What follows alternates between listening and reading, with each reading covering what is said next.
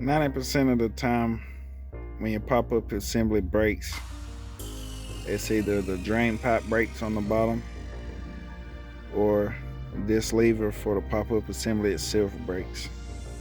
For a long time, every time this break, I would have to buy a new assembly because I don't know where they sealed just this piece for the pop-up.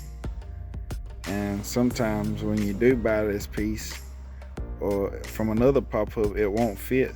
All we need to do is move this ball back. So you want to find a way you can elevate it. I take this old door lock and then you just want to tap it down.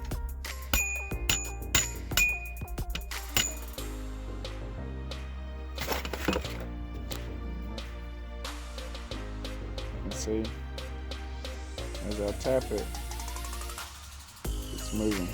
So I'm just going to tap it down. You can see how I get the size. You want it roughly the opening of the pop-up.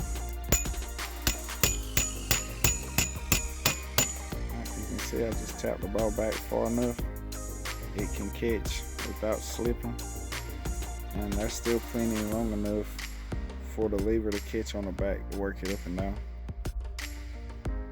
You can see here I have it installed.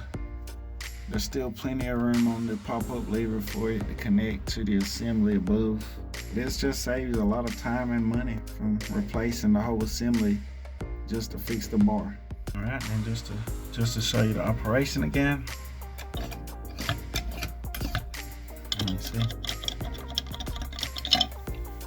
So, good as new.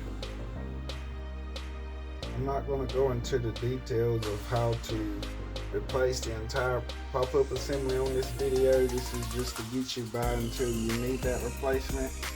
But I will in the near future post a video of how to replace the entire pop-up assembly